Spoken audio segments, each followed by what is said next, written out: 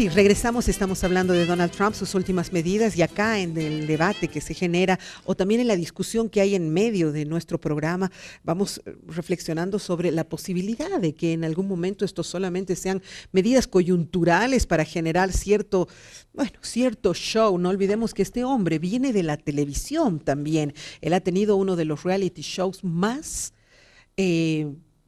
vistos, paralizaban la televisión norteamericana, se llamaba El Aprendiz. Él despedía a la gente en su reality show, tenía muchos jóvenes de primer nivel, todos, algunos profesionales, otros solo empíricos, que se presentaban para trabajar junto a él, y el ganador recibía $1 millón y estar a la cabeza de una de sus empresas. O sea, este hombre es un hombre que sabe de ese juego televisivo, del escándalo, de las bombas temporales, en fin. Me recuerdo mucho que la frase de él era siempre despótica, una actitud grotesca, y siempre era: "You're fired", estás despedido, ¿no? Y le encantaba decirlo, y habrá despedido pues a cientos de jóvenes, a cuál más brillante. Vamos a tratar de colocarlo el programa, a ver si no nos llevan presos, ¿no? Pero vamos a tratar de ponerlo para que ustedes vean quién era Trump y su forma de ser. Tengo el material en este instante de lo que ha sido la protesta contra el decreto inmigratorio. Si podemos verlo, por favor, para hablar de ello. El decreto prohíbe la entrada al país de ciudadanos de 7 países del Medio Oriente: Siria, Irak, Irán, Yemen, Libia, Somalia y Sudán. Es el segundo día de manifestaciones en contra de las restricciones impuestas por Donald Trump a través de un decreto presidencial. Estas son imágenes del aeropuerto Logan en Boston. La nueva norma tiene una vigencia de 90 días. Para quienes tratan de entrar en calidad de refugiados, la prohibición durará 120 días. Para los refugiados que vienen de Siria, la suspensión es indefinida. Y estas son imágenes de las protestas contra el decreto presidencial inmigratorio en el aeropuerto internacional de Orlando. Esto es lo que dice el presidente Donald Trump en su comentario. Dice: Estados Unidos es con orgullo una nación de inmigrantes y seguiremos mostrando compasión por aquellos que huyen de la opresión, pero lo haremos siempre y cuando protejamos a nuestros propios ciudadanos y nuestras fronteras. Para ser claro, esto no es un veto a los musulmanes como los medios falsamente están reportando. No se trata de religión, se trata de terrorismo y de mantener a nuestro país a salvo. 120 días va a durar, y luego para Siria es casi definitivo, y estos son refugiados que están huyendo de su país por los conflictos que hay, pero esto sí que viola todas las normas de derechos humanos, de normas de no abrir las puertas a otra gente que lo necesita, en fin. Bueno, hay refugiados que huyen por la represión política de la que están siendo víctimas expresamente de parte de sus autoridades. Sí. Al amparo, bajo el paraguas de justamente el convenio de Ginebra del año 1949, es el Estatuto del Refugiado, de 1951. Ya. ¿No? Entonces, pero hay otros que, sin tomar partido, que no son parte de una controversia, Ajá. y que son mayoría, que huyen más bien de ese fuego cruzado. Ok, claro. ¿Ya? Claro. Nosotros en Bolivia, hasta hace un poco más de una década, recibíamos refugiados peruanos que no eran ni de Sendero ni eran pro gobierno, pero era tal el grado de violencia que incluso las Fuerzas Armadas y Sendero Luminoso les decían: ¿estás conmigo o estás contra mí? Claro, preferían irse. Entonces salían, y el territorio más cercano era Bolivia. Por eso que se había incrementado. O sea, gente que no está involucrada políticamente para nada. Entonces, esa gente tiene derecho primero a vivir en paz. Esa gente tiene derecho a la vida, tiene un conjunto de derechos fundamentales válidos en cualquier norma internacional. Y de pronto, por eso dije hace un rato que Trump está llegando a colisionar, a confrontar de manera arbitraria, haciendo un uso abusivo del poder contra todo este mundo de migrantes, de refugiados, que, reitero, está huyendo más bien de esa forma tan inhumana de convivir que es la violencia, Sí. sin ser muchas veces parte del conflicto, Sí. pero quiere vivir en paz, quiere que no le maten a sus hijos, etc. Entonces, Ahora, la pregunta es por qué Trump y sus élites se sienten tan dueños de los Estados Unidos. Yo diría que los únicos que tienen derecho acá a sentirse, pero propietarios y dueños originarios del territorio norteamericano, son los indios. Así es. ¿No? Los Sioux, los navajos, los Sioux, correcto. Porque todos lo que le decían los migrantes, cara pálida, ¿no es cierto? Todos son migrantes, han llegado de Irlanda, han llegado de Italia, han llegado de Alemania, Inglaterra, de Alemania, etc.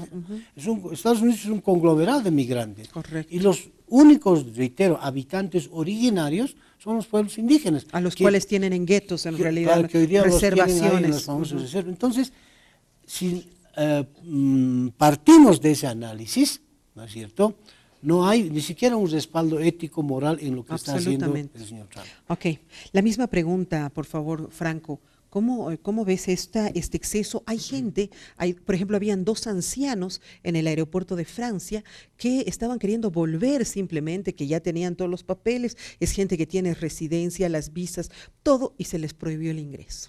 Sí, es totalmente lamentable, coincido plenamente con lo que acaba de indicar Waldo, porque es una violación sistemática, una serie de convenios internacionales y también visiones de largo plazo respecto a lo que significa vivir humanamente en una situación de conflicto internacional. Lo que quiero destacar también aquí es que gran parte de estos conflictos, por ejemplo, se restringe el ingreso a los libios, iraquíes, sirios, gran parte de estos conflictos, gente de Afganistán también, se deben a el papel desastroso de los Estados Unidos que en materia de política internacional ha desarrollado en el Medio Oriente. Es decir, no tuviéramos también ese volumen de migrantes de no ser el papel nefasto de los Estados Unidos en Irak, en la reconstrucción de Irak, de haber fracasado justamente su intervención en Afganistán, de haber fracasado absolutamente en la, entre comillas, democratización del norte de África, ¿no? Porque o sea, es parte del la conflicto, primavera, en realidad, exacto, ¿no? La primavera africana de democratización, en el fondo, sabemos que fue un intento de desestabilización espantoso de los Estados Unidos, que al final no logró ni construir una democracia aparentemente de estilo occidental, pero tampoco una estabilidad política en el Oriente Medio, ¿no? Entonces interviene los Estados Unidos en Libia, liquidan a Gaddafi, no se democratiza plenamente ni Libia ni Egipto, claro. Y a consecuencia de esto se desata la horrenda crisis en Siria que los Estados Unidos también han contribuido a acrecentar, sí, ¿no? Entonces, yo lo que quiero ver es también si esta perspectiva de políticas migratorias muy duras se complementa también con una nueva política exterior para solucionar los conflictos en Irak, en el norte de Irak, regiones, claro en Siria y por supuesto esta desestabilización a la que los que Estados tendría Unidos, que ser lo lógico, ¿no es cierto? De manera paralela. Pero los Estados Unidos no han tenido mayor resultado eficaz. Han habido, sin embargo, inmediatas reacciones de jueces, algunos en Washington, otros en Nueva York, determinaciones de que no se puede actuar de esa manera, me imagino también amparados un poco en la Carta Magna norteamericana. ¿Hasta dónde puede llegar? Sí, evidentemente hay una Corte Suprema a partir de los diferentes juzgados que se han pronunciado, 2 en este caso creo, hasta hace unas horas atrás, que habían tratado de ponerle más bien un alto a ese decreto ejecutivo, un poco para proteger los derechos que aquí los hemos visto, ¿verdad? Es importante por la actitud, creo que lo que nos dice Franco es absolutamente, hay una corresponsabilidad de las grandes potencias en el zafarrancho que hicieron en Medio Oriente. Uno, hay una corresponsabilidad de Estados Unidos de manera directa con el norte de África. No olvidemos que Estados Unidos se nutrió de afrodescendencia de estas regiones. Y hoy estamos queriendo cortar esa relación que ya es familiar. Evidentemente tenemos muchas familias americanas que han mantenido familias en estos países, Somalia, Sudán, etcétera, en el norte de África. Por lo tanto, no deja de ser un atentado a los derechos humanos. Decíamos, son 7 países. Y está claro, el muro y estos decretos de ninguna manera garantizan un resultado objetivo y cierto contra la inmigración y menos contra el terrorismo. Por lo tanto, insisto en la línea de que la mayoría de estos decretos, este va a durar 120 días, sobre todo tienen un golpe de imagen en fidelizar a un votante que ha votado para ver un presidente que de una vez haga las cosas. El señor Trump nos quiere mostrar que es un hombre ejecutivo, 14 decretos en una semana como ninguno lo ha hecho. Todo el mundo le sigue la rúbrica de Trump. Pero realmente están consiguiendo el efecto. No, por supuesto que no. Está fidelizando un votante. Pantallazo solamente, ¿no? ¿Por qué se requiere? Los analistas políticos dicen que en estos 100 días lo que va a querer lograr Trump es esa fidelización con su votante, porque después su popularidad va a tener que caer, él tiene que llevar a lo más alto su popularidad para un poco empezar a tomar tierra en los asuntos de Estado. Y estamos viendo... Y ahí sí arreglar la situación con todos los países con los que, claro que sí. ¿No? Entonces, yo creo que vamos a seguir, bien por nosotros analistas, que seguramente vamos a seguir visitando, porque Trump nos va a dar noticias cada día. Un buen rato por lo menos nos va a tener Donald Trump bien ocupados. El presidente Evo Morales ha hecho una afirmación la semana pasada en referencia a que Estados Unidos ha abandonado a los mandatarios derechistas y de la región al sacarlos de su país, de esta posibilidad que había del Tratado del Pacífico. Vamos a ver las declaraciones del presidente y luego nosotros reflexionamos sobre el tema.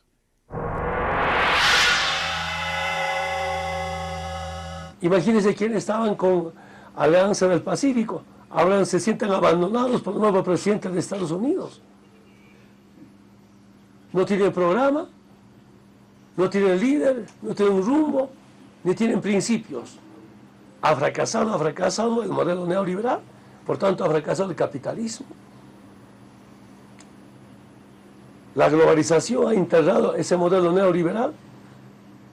¿Cómo pueden entender que los países del sistema capitalista tengan crisis económica, crisis financiera? Yo no puedo entender eso. Ahora los demócratas, los republicanos de Estados Unidos traicionan a toda América Latina. Por eso ayer, mediante un Twitter, yo pedía a los hermanos mexicanos, miren más hacia el sur y todos unidos, organizados, construyamos nuestra esperanza, con nuestra identidad latinoamericana, caribeños, somos una gran familia. Arranco contigo, Franco, ese es el punto de vista de nuestro presidente. Plenamente de acuerdo, porque creo que la palabra a destacar aquí es abandono. Efectivamente, lo que está haciendo Donald Trump es ir abandonando poco a poco algunas directrices muy importantes de la vieja economía de mercado. Vieja en el sentido en que aparentemente para Trump se estaría transitando del globalismo, el globalismo o globalización o todo lo relacionado con la economía de mercado transnacional hacia el americanismo, al proteccionismo y a las políticas realmente de los años 20. Entonces, en esta dinámica efectivamente está abandonando tendencias ideológicas, pero también políticas concretas que efectivamente están generando una hecatombe en el contexto comercial internacional. Pero eso no nos genera una, una empatía, una solidaridad, una semejanza con...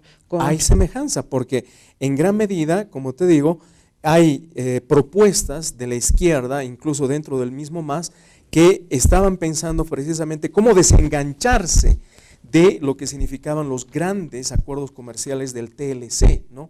Entonces, incluso en la literatura, cuando vinieron muchos marxistas de Estados Unidos aquí a discutir, ¿no? El tema era el delinking, ¿no? Desconectarse, desengancharse, ¿no? Y lo que ha hecho Donald Trump es poner en realidad estas expectativas rápidamente, inmediatamente.